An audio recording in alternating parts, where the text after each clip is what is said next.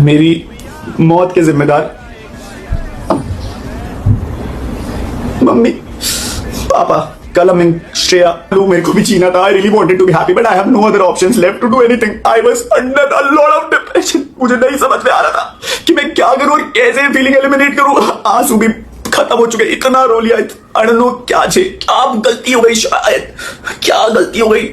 UK07 rider, जिसकी इस बार controversy किसी दूसरे से नहीं खुद की फैमिली और खुद के ब्रदर से हुई है। लगभग 7 महीने बाद UK07 अपने चैनल पे एक्टिव आते हैं और एक्टिव आते 2 घंटे की वीडियो अपलोड करते हैं, जिसके अंदर वो अपनी फैमिली पे बहुत सारे एलिगेशंस लगाते हैं। वो कहते हैं कि उनकी लव मैरिज जो उनकी गर्लफ्रेंड के साथ हुई थी वो इंटरकास्ट में हुई थी, यानी वो ब्राह्मण थे और वो राजपूत थे और इसलिए उनकी शादी को उनकी फैमिली वाले एक्सेप्ट नहीं करना चाहते थे। और फिर आगे उन्होंने ये भी बताया कि उनकी फैमिली वालों ने उनसे हर एक चीज छीन लिया, उनको घर से बाहर निकाल दिया। और एक और इंपॉर्टेंट चीज मैं तुम्हें बता दूं, UK07 की जिससे शादी हुई थी यानी उनकी गर्लफ्रेंड से, वो आज उनके साथ है ही नहीं, उन्होंने उसको छोड़ दिया है। What the fuck? और वो बहुत ज्यादा मेंटली डिस्टर्ब और शायद वो सुसाइड भी कर ले और सुसाइड की वजह उनके ब्रदर, उनकी फैमिली होगी। और इस वीडियो के बाद ऑफ कोर्स उनकी फैमिली में से उनका सबसे छोटा भाई कलमिंग ने अपने ब्रॉडकास्ट चैनल पे उनको रिस्पॉन्स करते हुए कुछ ये कहा। भाई लोग ये इसको सपोर्ट कर रहे हैं ना कि भाई ऐसा कर दिया वैसा कर दिया। भाई इसने ये स्टोरी पोस्ट करी है, इसके फैन जो सपोर्ट कर रहे हैं उन्होंने भी ये स्टोरी देखी होगी। भाई इसमें धमकी है कि ये सबको मार देगा and you guys still want us कि हम इसको अपने घर में रखें। भाई क्या फूक रखा है सबने, फैंस कम ऑन भाई, ब्रो सी ना एक्सप्लेन दिस। भाई दिस इज क्लियर धमकी। अब ये नहीं बोल सकता ना कि ये इसने हमारे लिए नहीं डाली,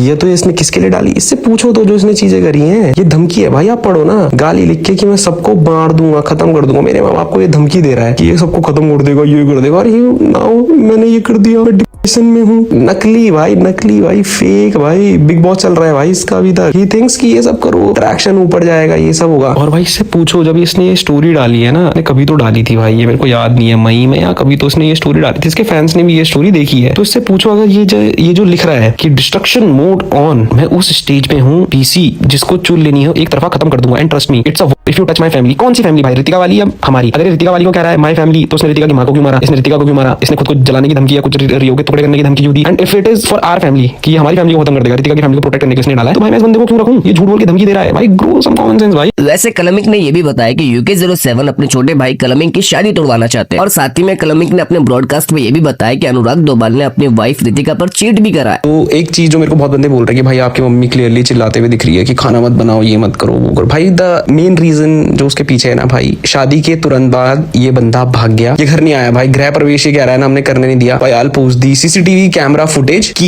ये खुद घर पे नहीं आया, घर में आरती की थाली तैयार थी, ये ऋतिका को लेके भाग गया, इसने बोला मैं उस घर में नहीं आऊंगा, तुम कौन होते हो, वो होते हो, वो सब भी आल पोस्ट। एंड भाई ये 13वीं के 14-15 दिन बाद ये घर आता है, ये अपने 6-7 दोस्त लेके आता है जस्ट फॉर दी व्यूज कि हम आएंगे, हम चीजें बनाएंगे और हम यहाँ से चल देंगे। भाई ट्राई टू अंडरस्टैंड, उस घर में ना ताई जी की डेथ हुई है, ये आ रहा है, ये बगल में मिठाइयां बांट रहा है। भाई ये इतना बेशरम है ना व्यूज के लिए, इसने उस महीने के अंदर मिठाइयां लेके गया है ये जिनके घर डेथ हुई है। ये उस दिन घर इसलिए आया कि ऋतिका को लेके आऊंगा, ऋतिका हलवा बनाएगी। पहली बात तो मीठा, मरे हुए 1 महीना नहीं हुआ, इन्हें मीठा खाना है, ठीक है भाई। तो ये सब हुआ, इसने हाफ कन्वर्सेशन पोस्ट करी है बहुत चॉप करके। अब ऐसे समझना भाई इस चीज को कि 15 दिन तक तो आप अपने घर वालों को बोल दिया तुम कौन हो, मेरा चीज वापस करो, ये वो सब कर दूंगा, मैं मार दूंगा। उसके बाद तुम 15 दिन बाद आ जाते हो और कहते हो मेरे को शूट करने दो। भाई कौन माँ बाप शूट करने देगा? भाई ट्राई टू अंडरस्टैंड ना, ये तो कट के चीजें बता रहा है भाई, जो मैंने चीजें बोली है ना भाई, ट्राई टू अंडरस्टैंड। ये 20 दिन बाद अचानक से आता है फॉर व्यूज ओनली कि हम व्लॉग बनाएंगे। एंड भाई also the things is, Ritika के साथ रहने के बावजूद I am not sure but बहुत सारी चीजें ऐसे आई है कि he was with another girl. भाई मैं एक और चीज ना क्लियर कर देता हूँ, बंदे सोचेंगे कि ये मजाक बना रहा है, इसको कुछ फर्क नहीं पड़ रहा है, बिकॉज भाई मैंने ये चीजें ना पिछले 5-6 साल से देखता हुआ आया हूँ। इसका ऑर्डर यही था भाई, पहले इसने सव्या के साथ ये सब करा, उसके बाद ये रोने लग गया। भाई मेरे को ये चीजें बाद में पता चली है, इसने सव्या के भी हमारे टाइम पे बहुत कुछ बुरा बोला था और हमें पता नहीं था भाई, मैं तो बस पागलों की तरह से सपोर्ट करता था क्योंकि मेरे को लगता था मेरा बड़ा भाई है भाई, मेरा फर्ज है। फिर आमिर के साथ भी इसने सेम करा, इसका पैटर्न है, पहले कंट्रोवर्सी करता है, उसके बाद ये आके रोता है, फिर ये थोड़े दिन के लिए गायब होता है, फिर ये वापस आता है। इसका पैटर्न है भाई, इसने उस टाइम भी ये करा, सव्या के टाइम इसने आमिर माजिद के टाइम भी यही करा, इसने सैमी था एक जो बाइक राइडर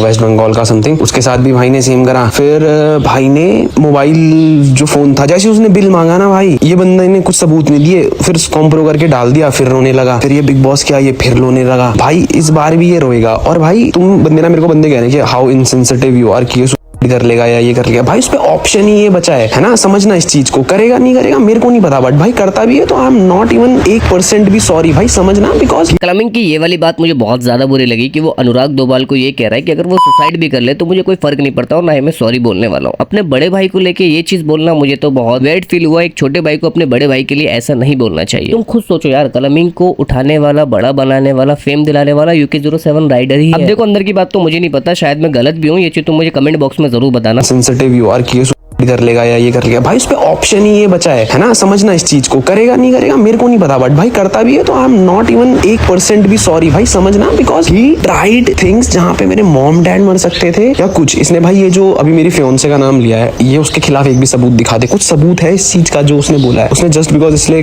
कराया भाई, मैं तुम्हें बता देता हूँ, क्योंकि आई एम गेटिंग मैरिड सून, तो उसे पता था इसकी शादी टूट जाएगी तो कलम बैकफुट में आएगा, क्योंकि ऑब्वियसली बात है किसी के घर वाले शादी ऐसे करने नहीं देंगे, बट लाडले हमारे रिश्ते रियल हैं, तो भाई इस बंदे के लिए मेरे पे जीरो सिंपैथी है। वैसे UK07 की इस वीडियो में UK07 ने बताया कि उनकी फैमिली ने उनके ऊपर केस करा था, तो इस चीज को लेके भी कलमिंग ने कुछ कहा। भाई का कहना था कि हमने उस पे केस मारे हैं, so these are the cases, भाई आप ना ऑनलाइन जाके चेक कर सकते हो, रितिका चौहान 2025 ये सब आप चेक कर सकते हो। So these are the domestic violence act जो मेरे पे लगाया भाई, देख रहे हो आप, Ritika Chauhan Dobhal versus Atul Dobhal and others, this is the proof भाई कि इन्होंने हम पे एक फेक केस मारा था, दिस इज लीगल गाइज ना। अब आप ये मत कहना कोर्ट भी बिक गया, ये ऑर्डर है भाई इस चीज का ना। मेन पढ़ा देता हूँ कि अद्वातिकता द्वारा प्रस्तुत मामले में कोर कार्यवाही ना करने तथा उसके वापस लेने का कथन किया गया था। कोई प्रूफ इनसे नहीं दिए गए। डोमेस्टिक दहेज, ये आप पढ़ भी लेना किस चीज का है, दहेज का है, डोमेस्टिक का है, प्रॉपर्टी का है, जो ये कह रहा है ना घुसने दिया था उस रात घर पे, उस चीज का भी इस पे है, तो इन्होंने प्रूफ नहीं दिए थे और रितिका ने ये केस वापस ले लिया है गाइस, तो ये हम लीगली भी जीत चुके हैं। Now ask UK07 rider to post a proof जहां पे मैंने इस पे केस किया है या